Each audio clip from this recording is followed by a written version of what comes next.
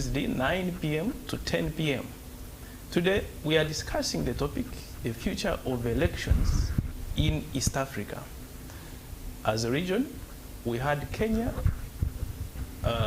we had Tanzania going to the polls in the last month on 29th, and Uganda is gearing up for the general elections in 2026, as well as Kenya, which is going to the polls in 2027. But how does the future look like in this region? We will start with Uganda, looking at the pre-election remedies. The Electoral Commission has been handling complaints and petitions from various candidates. Some have been nullified, others have been declared unopposed, and a lot more has been done. We are going to understand the mandate of the Electoral Commission in passing those orders, and we find out whether it is doing so fairly and lawfully. And I want to start off by introducing my panel. I have an able panel. From my far left, I have Patrick Ongom Omara. He's a lawyer, and we are very happy to have you, Patrick. Please say hello to our viewers. Good evening, viewers. Thank you very much for being in the studio. My name is Omara Patrick Ongom. I am a lawyer. Thank you for hosting me here tonight. Thank you very much. You're welcome, sir. Next, I have Mutesasira Expedito. He's the guild president of the Law Development Center from Mbara campus, and he is a lawyer. You're welcome, sir. Thank you, sir. Good evening, viewers. Thank you for his keeping with us. My name is Mutesasira Expedito Pologoma. Bien, if you allow me, we lost one of our friends. Lost a mother. That is Matthew Seleve. Allow me convey my sincere and deep felt condolences to you, my brother, and the family. I want to encourage you to keep strong, and may the soul of our fallen mother rest in peace. Amen. Next, I have Odori Victor. Odori Victor, he's a lawyer, and he has been appearing with us on the checkpoint, and we are very happy to have you, sir. Thank you so much, Your Excellency. My name is Odori Victor. Like you have introduced, I'm a lawyer by profession. I'm glad to be here in this checkpoint program. I want you to start us off immediately, Victor, with pre-election remedies. I have seen updates moving around on social media that you have successfully appeared before the commission, and you have a candidate who was indeed nullified on your petition, on the complaint you made. How does it look like to appear before the commission challenging the nomination of a candidate? Yeah, first and foremost, it is an interesting moment to appear before those panels. We as lawyers, that is what we are mandated to do. Yeah, my first experience was when I appeared in the NRM tribunal and successfully challenged the two candidates and decided in favor of my clients. At that time, of course, I was representing them as a lawyer, much as I would go there as an agent of like one candidate. I went there as an agent, and another one I went there as a lawyer. Secondly, the last one I've appeared before the Electoral Commission panel and challenging the nomination of someone who was actually contesting as a member of parliament for Samiabugwe County South in Busia district. Which county? Samiabugwe County South, yeah, in Busia district, and successfully. The man even feared to appear before the panel because he knew he would definitely lose out because he had forged academic documents, both on the A level and then the diploma certificates. Yeah, so it's an interesting moment appearing. So he didn't show up? Yeah, he didn't show up because, of course, he knew I had all the evidence. I had first done my background check. I even wrote letters to UNEB. I verified the documents, and the index number that he used on his academic document for O level was for another person in the system of UNEB. Then for A level, it was also another person. Moreover, a lady now. Is he the candidate I saw flying in a plane? Yes, he's the one. He actually flew in a helicopter in Bush, and now they call him Chopperman. But Chopperman carrying fake academic documents in the aeroplane. Now, like you said, electoral commission is mandated under the laws of Uganda, the Constitution, and the Electoral Commission Act to handle pre-election conflict, so disputes that arises out of either nomination, campaign, or even voting. There are stages, of course, those stages you can raise complaints to Electoral Commission. And the Electoral Commission is mandated to actually reverse their decision if they so find that the person was illegally nominated. There are so many pre-election disputes that can arise. One, when someone is actually wrongly nominated, like for example, the person did not qualify to be nominated as a member of parliament, he did not have the required academic documents pursuant to Article 8 and then the Article 8 of the Constitution and Section 4 of the Parliamentary Elections Act. That person is supposed to be actually nullified. The Electoral Commission has a mandate to denominate that person. Thank you. Yes. I want to come back to you, but I want to go to Patrick. He says the commission has that mandate. I want you to take us through that mandate, because it is the commission which nominates you, and then later comes and says, we are now disqualifying you. Why that in the first Thank place? you, my brother.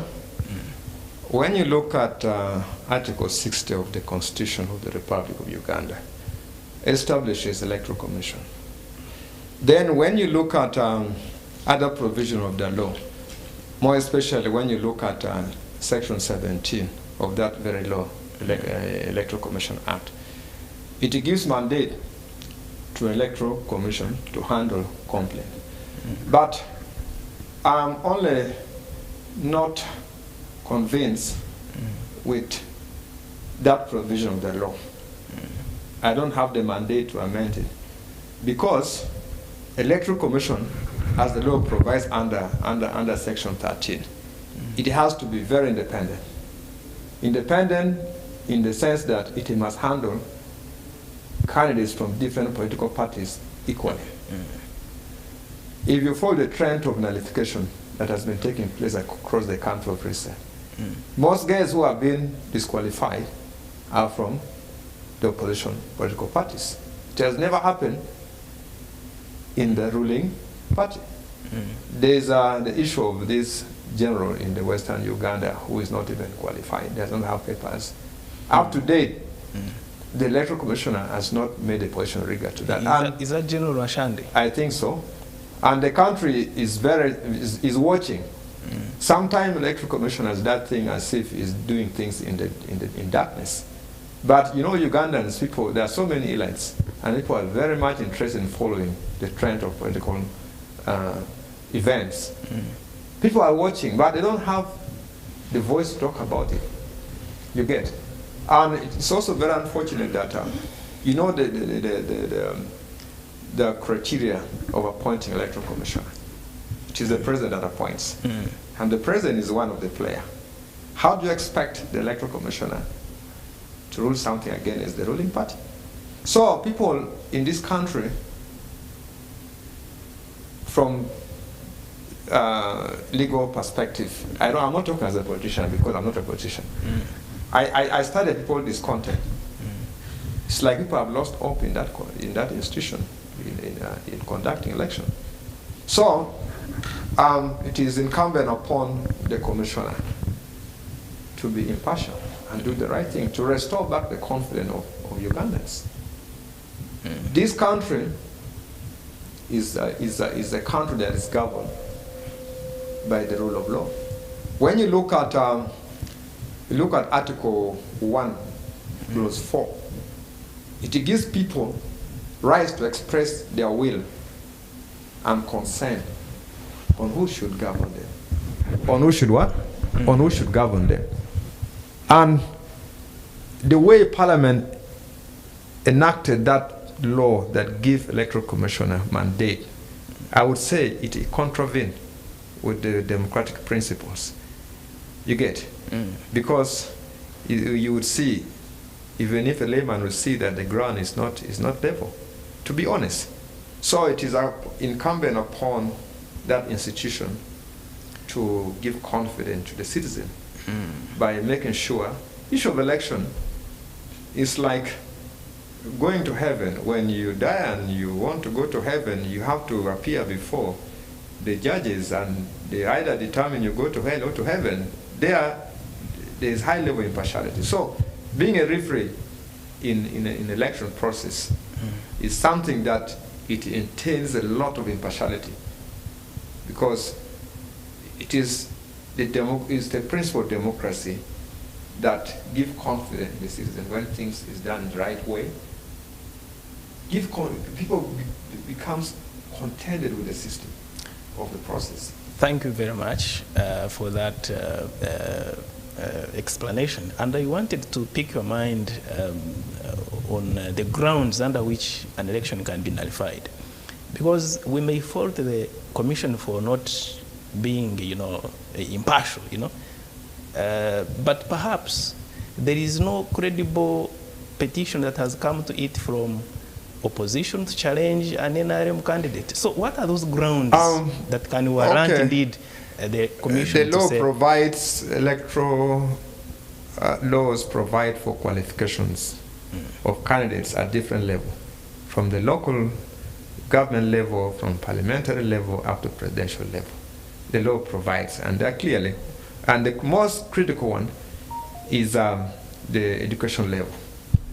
And it has been an issue of contention recent, education level. And also, there is another law that the Electoral Commission has come up with, number of people that should sign on your papers. I've not addressed my mind very well with that. But that one is something that I think many of the candidates have failed to meet. You get? So, I don't blame the Electoral Commissioner so much, but it should act equally the same. Because there are people that they are not qualified in their level of education, they are not being disqualified. There are those who are qualified, they are degree holders, and they still claim that they have met all the requirements, but the electoral commission say, no, you have not met the requirement. So I think it's because of the time constraint. There should have been impartial and credible institution that should be governed such kind of grievances and should be done expeditiously. Thank you very much. Tesasira, he hints on the issue of signatures. Yes. I am sure you're contesting the answer later on. Not really. You will be telling us later on. But the issue of signatures as one of the grounds upon which the Electoral Commission can nullify a candidature, where I sign for you, and later on I come and say, I have never signed for you. How can we avoid such things? And by the way, I want also to pick your mind on the effect of these nullifications on the roadmap. If I had been nominated, and then now I've been disqualified, what other remedies do I have? Can I change this roadmap to cater for me as I seek other remedies? Or once the commissioner has nullified you, you are finished? Well, one, I think my brothers tipped on it, but we must bring it out clearly. There is a sense in which Uganda, Africa, we the black people, tend to run away from the truth. You find that we have the independent electoral commission. I put that word independent. We want to brand our elections as free and fair. And you ask yourself, my father already says, when you say you're innocent, that's when you're guilty. Why we say our elections are free and fair, but in the literal sense of it, what is free? Maybe in the sense that you're going to the polls without paying a penny.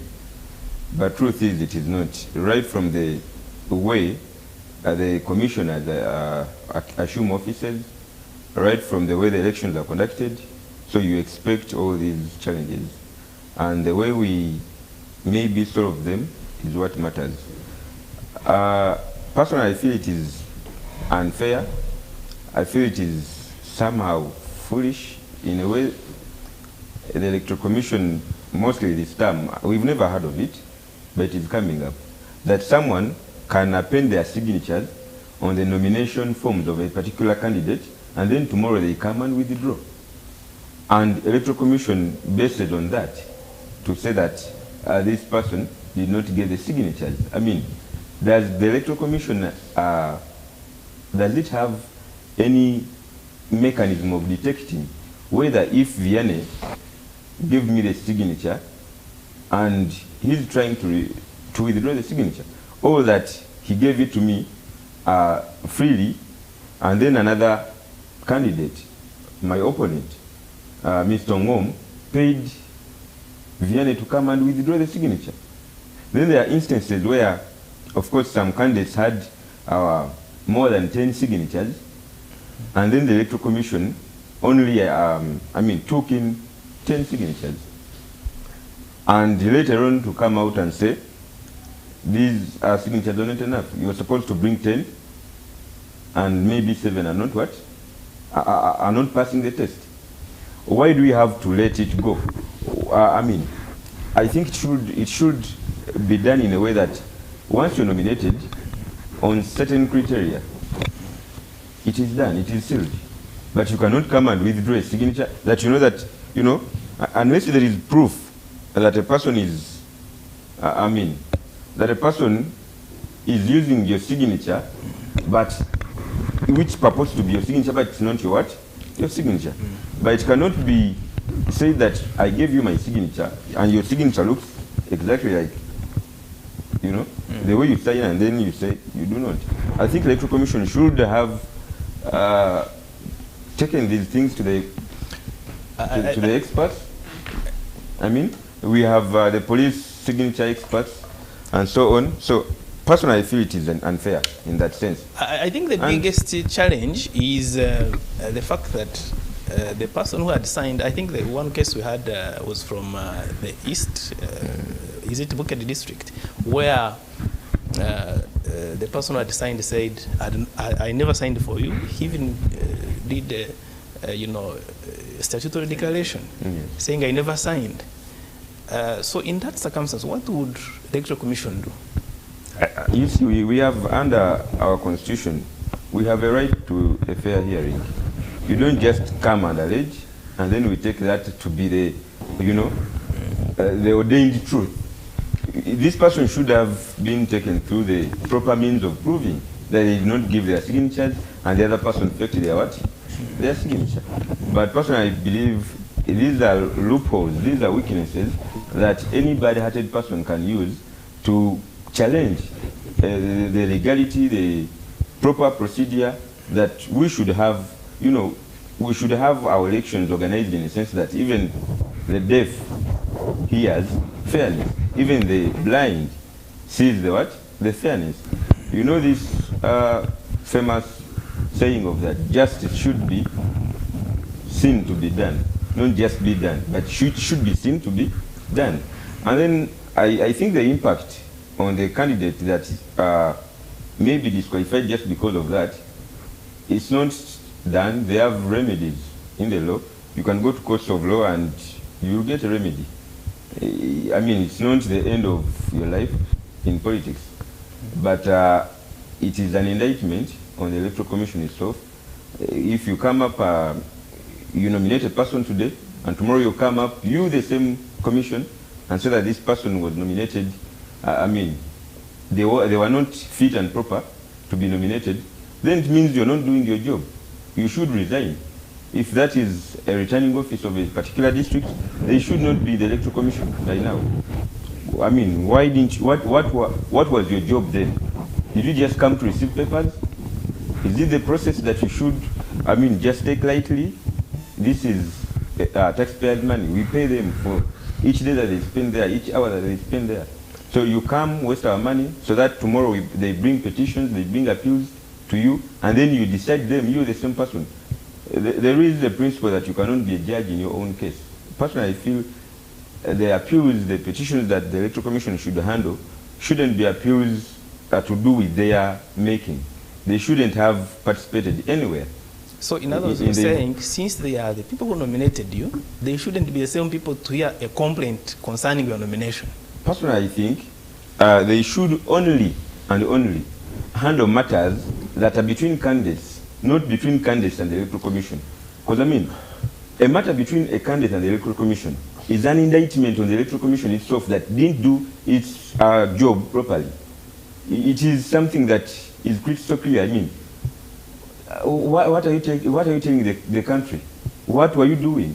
If we have a candidate that is, I mean, academically not qualifying, didn't you look at it? You have the laws. You know what the laws dictate? That below senior 6 or its equivalent. Then you're having someone, yes, we've had scenarios from also the UNEB and the National Council for Higher Education giving or allegedly trying to equate documents which are not equivalent of the senior 6 to candidates. And of course, there is a very big room of challenging them in the courts of law even after the elections.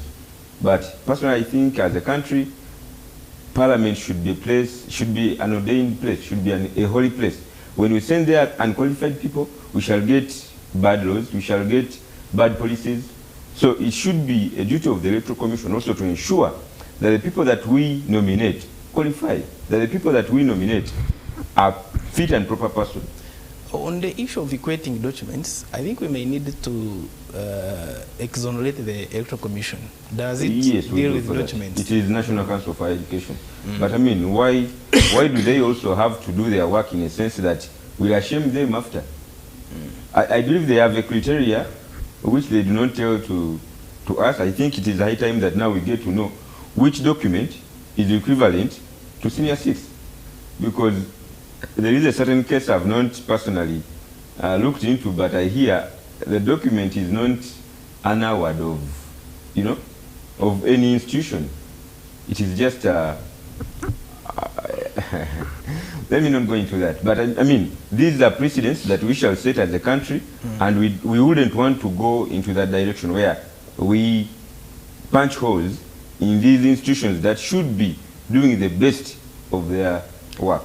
Thank you very much, Mr. Sasra. We are streaming live on YouTube. You go on YouTube and then you search in U24 television. You'll be able to follow this conversation. Send us your comment. We're also live on TikTok, U24 television. You'll find us there. Send us your comments, both on YouTube, on TikTok, and we'll be able to read those comments in this conversation. I want to go to Victor. I don't know whether you have any response to make there, but I want to take you to Kenya. You could make a response in 1 minute, then I take you to Kenya. Okay, thank you. One, Electoral Commission, I will depart partly with the submissions of my brothers, because when you look at the laws that govern elections, Electoral Commission, under the Electoral Commission Act, there is nowhere you find that Electoral Commission has a mandate to verify documents of a candidate. No. I didn't say now that, but of course now there is where I'm heading. Our Electoral Commission handles nominations right from the local council to the president.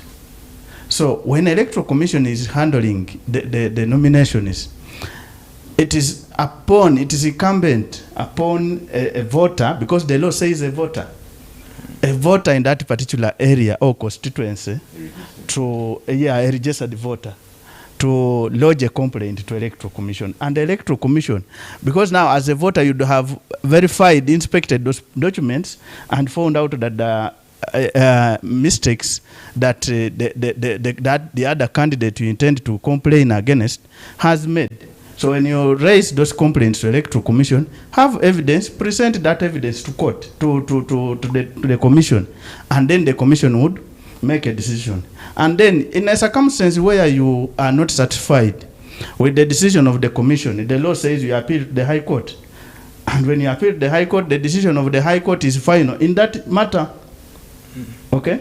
Yes, actually under Article 64 of the Constitution of the Republic of Uganda, it provides for appeals where you are not satisfied with the decision of the commission.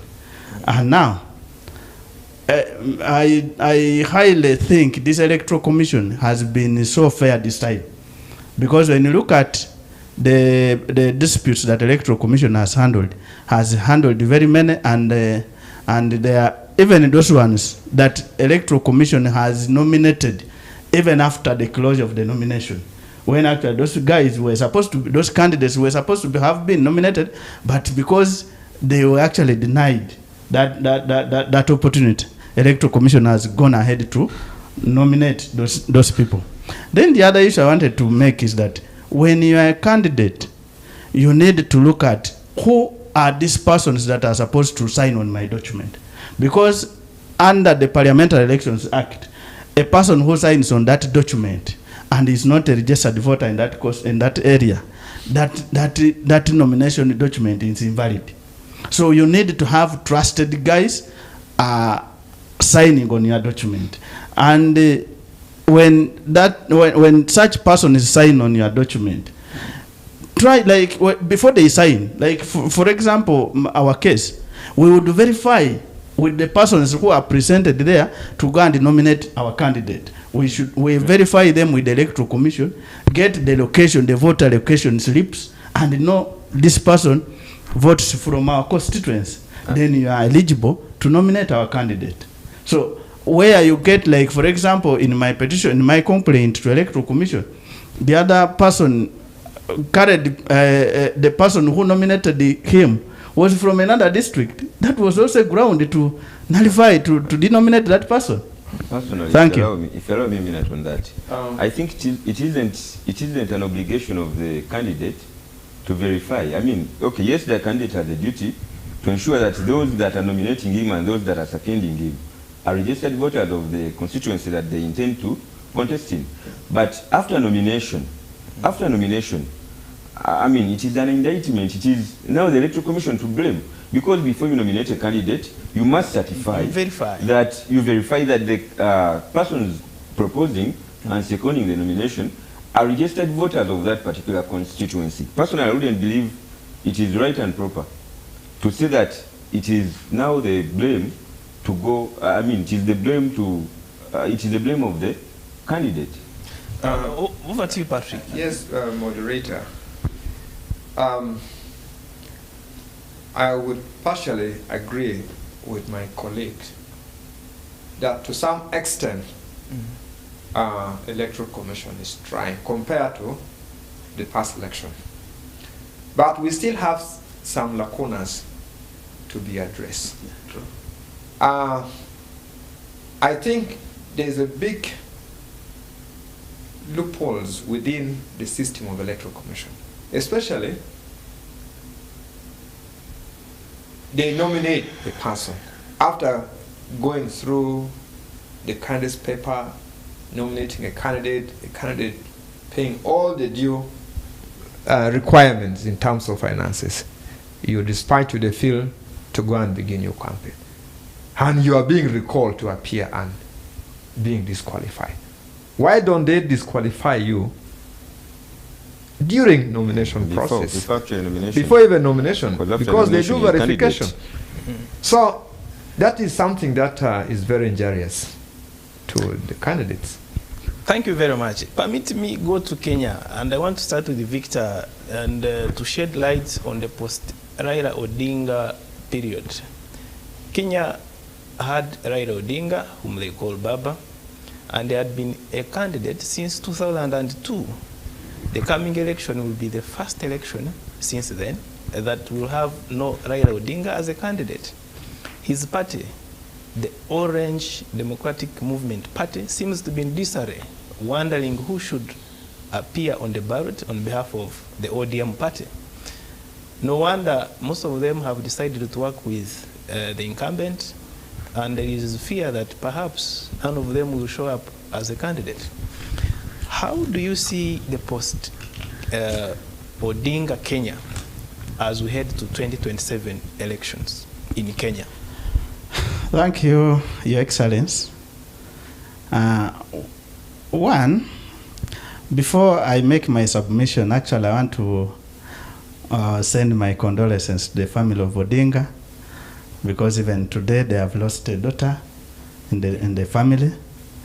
It is unfortunate. It is some time that is so bad, because we have just seen Odinga going, Raila Odinga going, and then a family member again within this period goes. It's unfortunate. However, I want to come back to your question. It is true Odinga has been a household name in the politics of Kenya. I want to tell you that, like they say, history repeats itself. Even in 1994, when the late Jaramogi Oginga Odinga, the father of Raila Odinga, passed on, there were a lot of issues that arose, and among them was who is now going to take the mantle of Ford Kenya. Okay?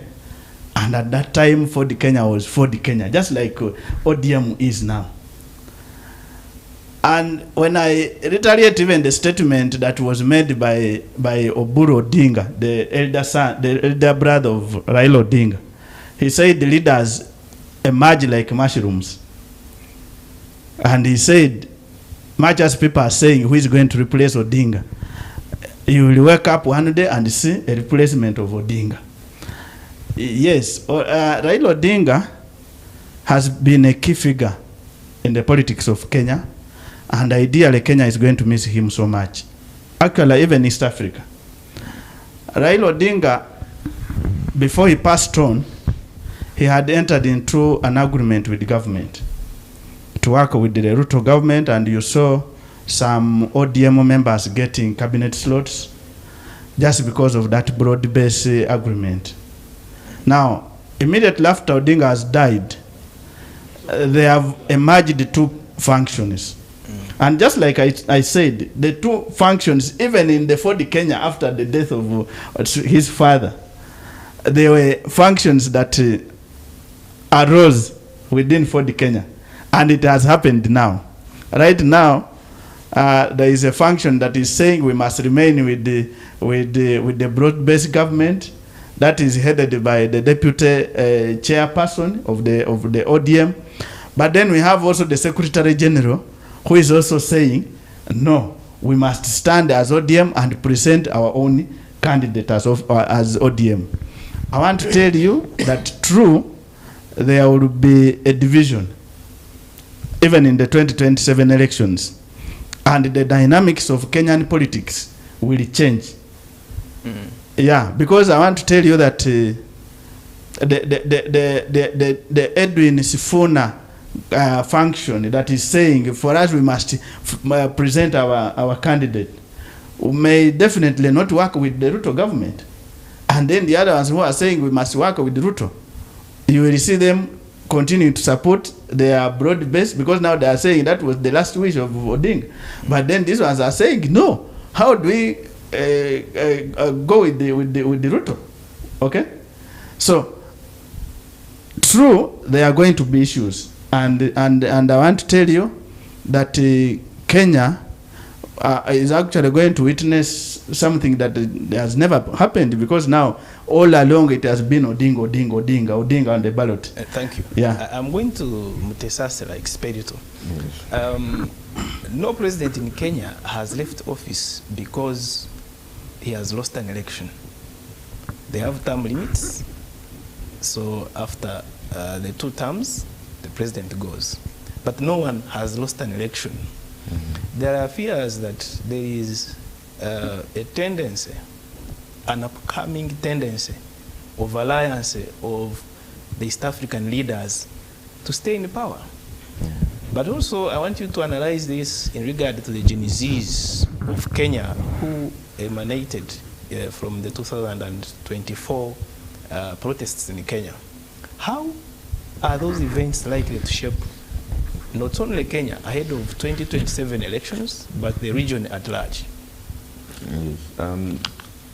One, the so-called Genesis, maybe it is just a name that we can give to them, but they didn't just come up, yesterday. Always, in every country, the young people have always been on the forefront of, fighting for their country whenever the need arises. Personally, I hold the view that the death of Raila Odinga, as a young person, I believe it is going to pave way for new faces in the politics of Kenya. We are yet to see more of what you would call the Bobby Wines of Kenya. We are yet to see new faces in the opposition and actually in the politics. We cannot now anticipate whether William Ruto will succeed or not, because Kenyan politics is built on more on ethnicity. And Raila Odinga tried before his death, tried so much to bridge the gap. He had actually, just like he has said, my brother, he had actually joined the government. I think he was a good diplomat. Regarding the young people, I personally cannot tell what we are yet to see from them. But one thing I'm sure of, they are going to lead whichever political journey they are heading to. It is the younger people in the lead. We are having the African, just like you asked, we are having the African leaders, not just East Africa. Most of them, or majority of them, if they are not leaving power by revolution, they are leaving power by natural means. That is death. And my brother, and I think it is something that we as a country and Africa at large, we should sit down and talk about. We should encourage. You see, we are being led by our leaders. We, the people that are led, we fear the leaders. And in most cases, they lead us by way of that fear. But the leaders themselves are led by the fear from the led, that anytime they are overthrowing what? Them. And why is that like that? It is because the leaders don't listen to what the led have to say. I mean, I don't believe it is a coincidence that Madam Her Excellency Samia Suluhu, actually there are so many events now unfolding. They didn't want to show us most of these things, but reports and internet every day shows more bad days that happened in the campaigns. Up to now, people are still dying, allegedly. So I think the leaders have concentrated more on holding on to power, and they have forgotten that their cardinal role is to give leadership, is to lead these countries legitimately, not lawfully, but legitimately. You must take note that you can do something legally, but legitimately. Not everything that is legal is legitimate. Legitimate has more to do with morality, more to do with what is wrong, what is right. I mean, why should we have a president, and in the process of having that president, we have more than 2,000, 5,000 lives lost? That is illegitimate maintenance of power. So I personally believe there is a tendency, there is a syndrome of our leaders wanting to die in power. And this does not yield any good. Because, you see, you're leaving your family. I mean, who does not want to associate with the children of now the former president of Kenya? He's now a former president and he's living in the country. And I believe he's living a good life. Even the current president has the latitude to share the experiences in case the old man is willing to advise. But this tendency of leaders wanting to die with people because they want to, they want to kill people because they feel like they should die in power. I think it is something that is wrong, and you like it or not, at one point it must come, and won't you? Thank you. Patrick, do you agree with their views on Kenya and the post-Raila Odinga period as we head to 2027 elections in Kenya? Thank you very much, Mr. President. I think Kenya will remain stable after Odinga. Because, you see, the Gen Z thing is not the making of Raila Odinga. This is a result of advancement in technology. When I say advancement in technology, youth are getting so much informed about what happened globally in all parts of the world, and are beginning to interest themselves in what happened around them. You get? So I don't think whether Gen Z is Raila's creation. Raila has shown a very good example in Kenya. Raila has been able to work with all other presidents. Raila worked with Kibaki, Raila worked with Uhuru, Raila even worked with the current president. And when you saw the sitting president coming to bury his colleague and how Kenya got united in the burial, I think Kenya is very advanced in their politics and in their democratic way of doing things. You get? So, matches, there are so many... More advanced than what? Pardon? More advanced than what? More advanced in how they treat politics. You're comparing it to which country? I'm comparing to other countries in Africa. Okay. I'm not being specific. You get? I thought to Uganda. I'm just globally, I'm comparing globally. You get? I've never seen a scenario where Kenya, they kill themselves, they do a lot of distractions among themselves. But that's how politics is. He wants to give you some information. And please, you can give me information if you have any information, but I'm still talking. Yes. If you have anything you want to. So I don't think whether Raila's death would have a serious negative impact in as far as Kenyan politics is concerned. There are new leaders coming. They will be able to accommodate the gap and see that Kenya moves forward. That's basically what I can say about Kenya politics. Thank you. Thank you very much for that view. Now I want us to cross to Tanzania, and I want to immediately start with you, Patrick. Yes, please. We have seen sad images and videos, despite the attempt not to release these ones by shutting down X. X in Tanzania is banned. Social media was banned post-election. Media allegations that it was not allowed to. Police sent messages on personal phones of Tanzanians that do not share images which are likely to disturb peace. What do you make of the events in Tanzania? I am very, very sorry for what happened in Tanzania. I used to regard Tanzania as one of the countries in East Africa that is very mature in terms of politics. Because when you look at right up from the time of Julius Nyerere, Tanzania has been having very peaceful transition. You get very peaceful transition, and I used to regard Tanzania as very mature country in terms of politics. But I was shocked at what happened recently in Tanzania, more especially at the last minute when the opposition party was taken to prison. He was not allowed to participate in the national politics. So the game was like, it was a one person show. And now the president was declared.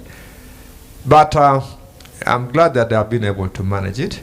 But it was uncalled for what happened. And it was very sad.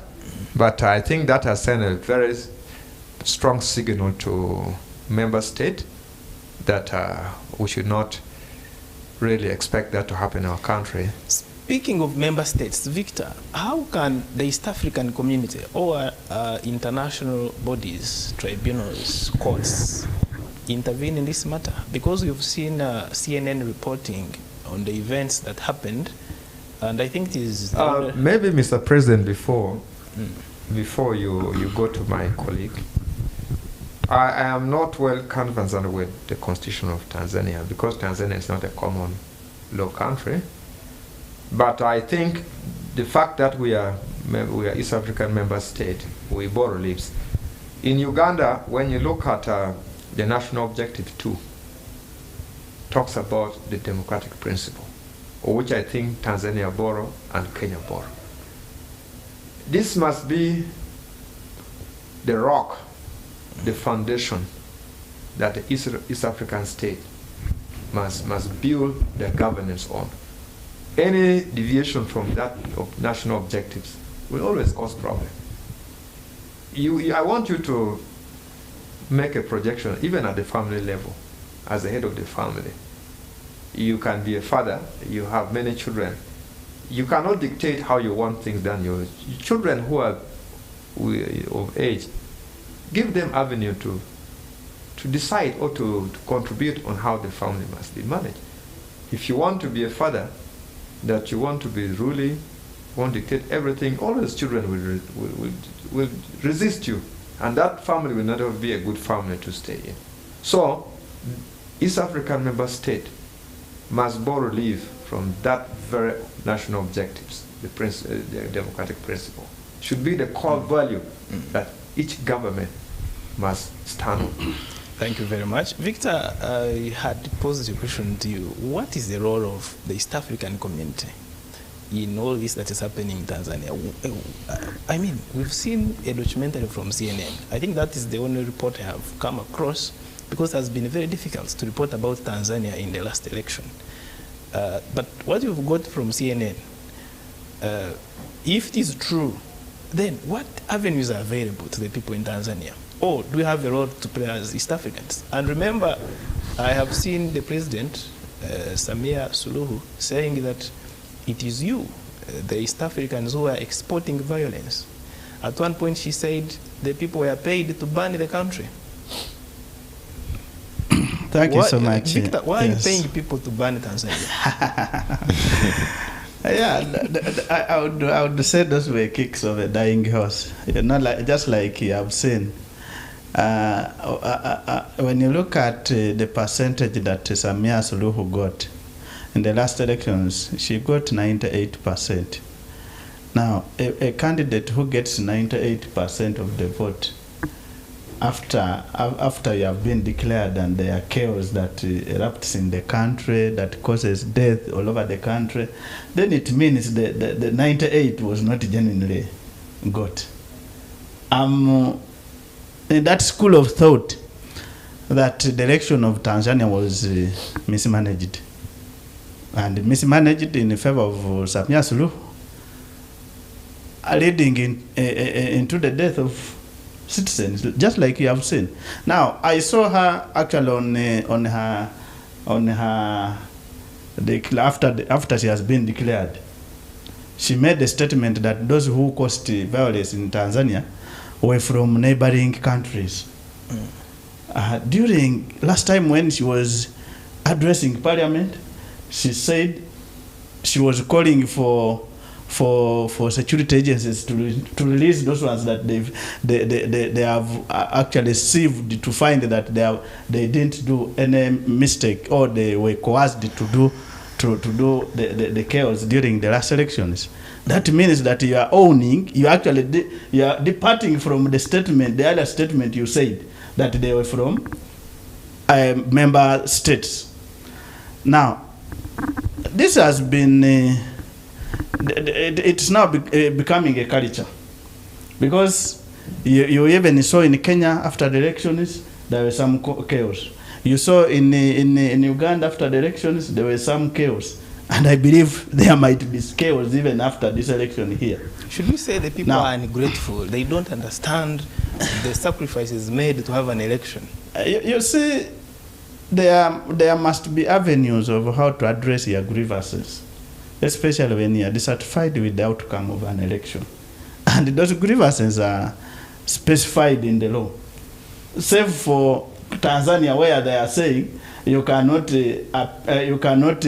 challenge the election of the president. So as citizens, when they are dissatisfied, of course they will resort to chaos. Now, ideally, when you look at how the Tanzanian election was done, all what happened actually was in favor of Samia Suluhu, and of course the commission decided who should contest against Samia Suluhu. You see, so such things causes a lot of discomfort among the citizens. People say you are actually imposing yourselves on us. Okay, leave people to contest. Have a fair ground. Give them a fair ground to participate in an election, which is actually provided for even under the international laws.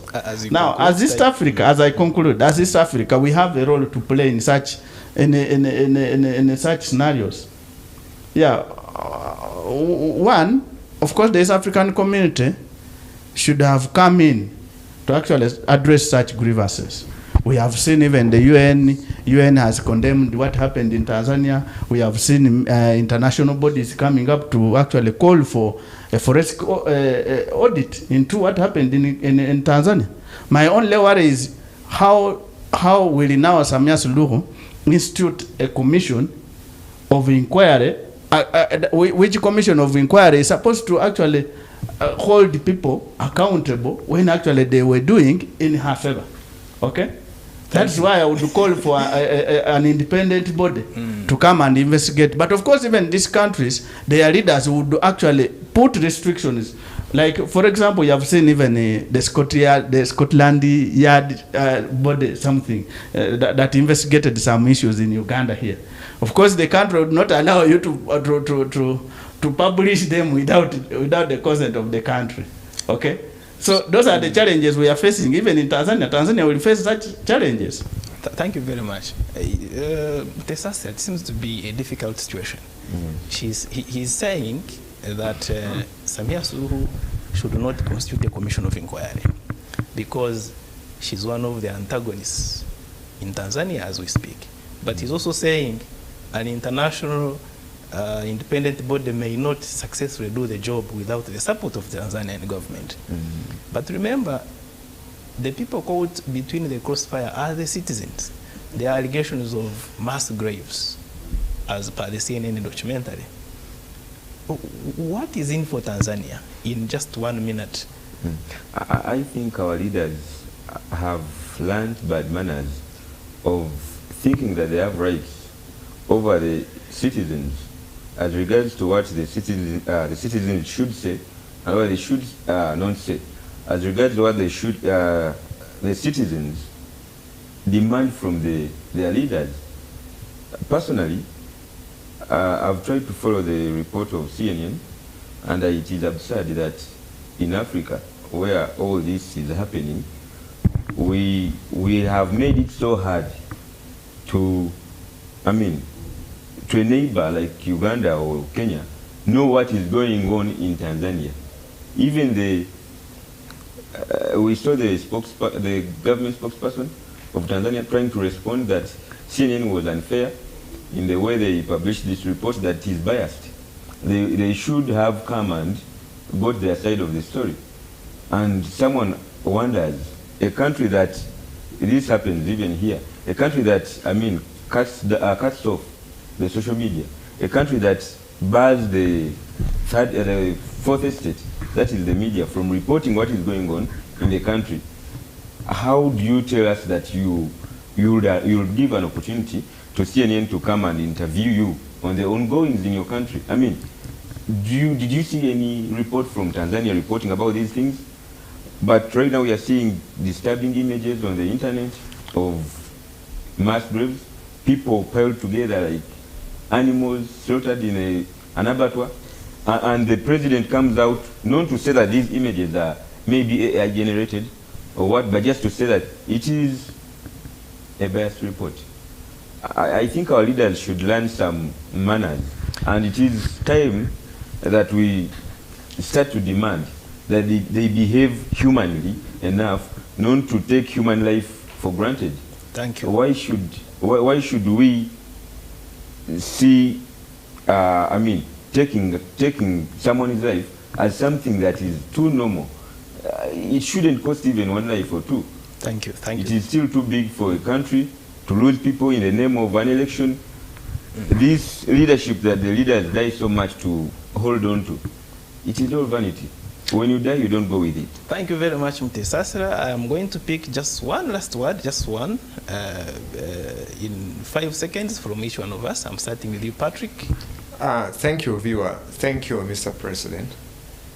This does not only go to East African member states, it goes to all African states, that we need to clean our houses. I'm seeing many of the African states have lost respect for international community. They don't want check and balance.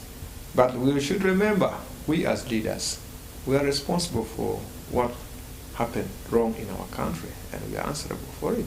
We need to love our country, love the citizen, love our country, listen to the voices of the people. Thank you. Thank you very much. Thank you very much, Mr. President. I greet my friends in the legal fraternity and other members outside there. Thank you for listening to our Thank you very much. Over to you, Victor. Yeah, thank you so much, Your Excellency. My last word would go to Parliament of Uganda. I would implore Parliament actually to amend the law and include in a provision that before you go for a nomination as a candidate to electoral commission, you must present certified academic documents. When they actually do that, they will have erased many of the challenges that arise during nominations. I shared this off record with the Justice Vyabakama, and he actually entirely agreed that even they submitted the paper, but Parliament, because many of the members of Parliament benefit from such fraud, so they actually watered the proposal down. That would actually erase so many of these challenges, just like Odoi was doing in NRM. Thank you so much. I send my greetings to the LDC students. Maybe to add on what my young friend has said, there's also one thing, that the qualification of member of parliament should be upgraded. All level is very small. That's going to be contentious. Over to Mutesasira. I agree with his submission. Then secondly, they should also work on the age limit of the current member of parliament. Our parliament is full of people who really, they call themselves legislatures, but I think they are not credible to be member of parliament. Parliament needs brain.